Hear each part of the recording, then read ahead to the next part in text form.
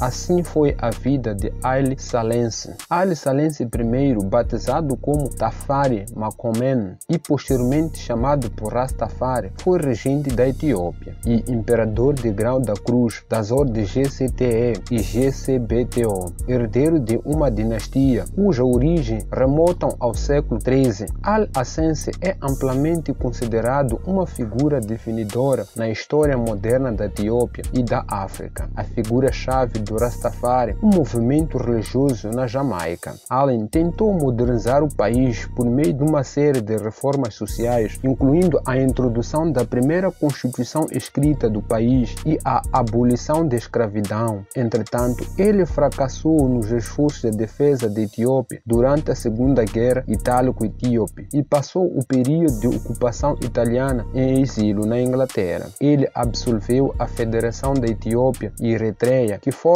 estabelecidas por meio da Assembleia Geral da ONU em 1950 e integrou a Eritreia como província da Etiópia durante a luta por se manter no poder. Saudações, seja bem-vindo a mais um vídeo aqui no seu canal, Biografia dos Famosos. No vídeo de hoje vamos falar da história de Haile Selassie. Se gosta deste tipo de conteúdo, subscreve-se no canal, ative o sininho de notificações para ser notificado sempre que publicamos um vídeo novo e deixe o seu like. Selassie teve sobre o movimento negro, em especial em lideranças como Martin Luther King e Nelson Mandela. Além disso, Selassie é encarado como um messias por parte de um movimento religioso de origem jamaicana e rastafarismo que crê que Haile Selassie vive e conduzirá os negros de volta à África e o Deus vivo. Haile Selassie nasceu no dia 23 de junho de 1892 na Etiópia. Em abril de 1993, Haile Selassie chegou no poder da Divina Trindade em Américo. Ele iniciou então um governo que buscava modernizar a Etiópia, segundo as linhas gerais traçadas por Melik II, principalmente trazer tecnologia e inserir o país no contexto da Comunidade das Nações. O seu discurso na Liga das Nações em junho de 1986 sobre a guerra em geral, sobre a invasão da Etiópia pela Itália em 1935 é considerada um dos mais belos coerentes pronunciados por um líder político. O país havia sido admitido na Liga das Nações em 1923, logo após abolir a escravatura. Selassie também deu à Etiópia a primeira construção à sua história em 1931. A invasão da Etiópia pela Itália em 1935 foi uma traição dos acordos celebrados entre esses países no ano de 1928. Também a Liga das Nações não fez sua parte, numa atitude muito semelhante àquela adaptada pela Inglaterra e pela França em face da invasão alemã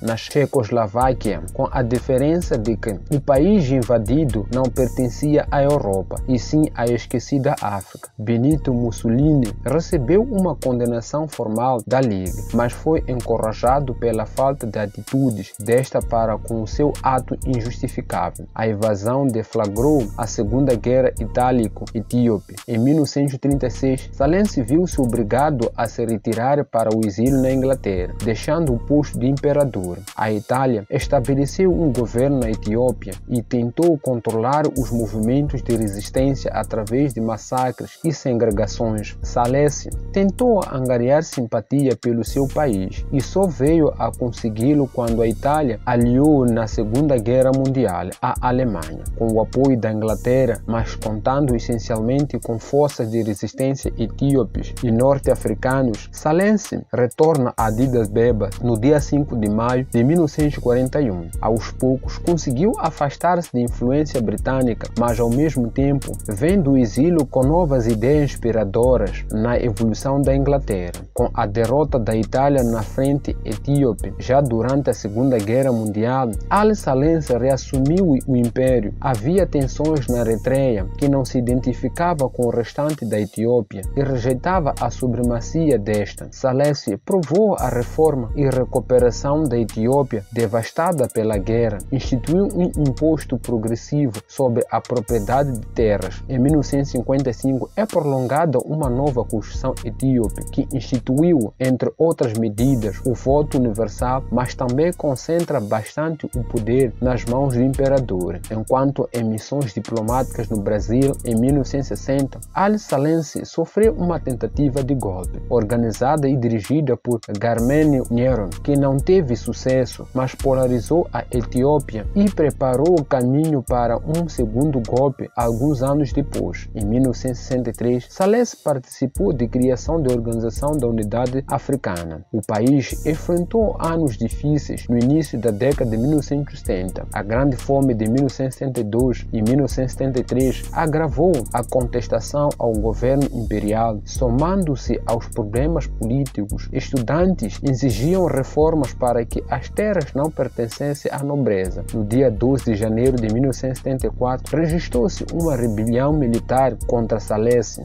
Os direitos humanos na Etiópia sob o regime de Selassie eram fracos. As liberdades civis e os direitos políticos eram baixos, com Frederico Hauser dando à Etiópia uma pontuação não livre tanto para a liberdade civis quanto para os direitos políticos nos últimos anos do governo de Haile Selassie. Embora algumas fontes afirmam que as violações comuns dos direitos humanos incluem prisão e tortura dos dissidentes políticos e condenações prisionais muito precárias, o imperador era conhecido por perdoar centenas de prisioneiros de cada vez e não houve mais do que 10 presos políticos durante todo o seu reinado. O exército imperial etíope também cometeu uma série de atrocidades enquanto lutava contra os separatistas da Eritreia. Isto deveu-se a soldados frustrados, alguns deles de etnia eritreia, que romperam com os militares, desobedecendo as leis e começaram a destruir ilegalmente aldeias eritreias que apoiavam os rebeldes. Houve uma série de assassinatos em massa de centenas de civis durante o governo no fim dos anos de 1960 e início dos anos de 1970. Em junho, um grupo de cerca de 120 comandantes militares, formalmente fiéis ao imperador, formou um comitê para exercer o governo. No dia 27 de setembro, Selassie foi deposto por um golpe militar de inspiração marxista que instituiu um conselho provisório de administração militar. Preso pelo novo governo, Selassie morreu no dia 27 de agosto de 1975, oficialmente por complicações decorrentes de uma operação da próstata. Essa versão é contestada por seus apoiantes e familiares, que entendem que o ex-imperador foi assassinado na sua cama. Em 1991, após a queda de Mengistu Ali Mariam, foi revelado que os restos mortais de Selassie tinham sido conservados no porão do Palácio Presidencial. Finalmente, no dia 5 de novembro de 2000, receberam um funeral de igreja ortodoxa etíope digno, sendo sepultados. Em 1925, Selassie foi agraciado com a insígnia de grau da Cruz de Ordem Militar de Torre Espada de Portugal. Em 1957, realizou uma visita de Estado a Portugal e em 1959 foi novamente agraciado com a insígnia de grau da Cruz da Banda das Três Ordens de Portugal. Se gosta deste conteúdo, deixe o seu like e subscreve-se no canal. Ative o sino de notificações para ser notificado sempre que publicamos um vídeo novo. Vou deixar 2 vídeos. Espero que goste. Nos veremos no próximo vídeo.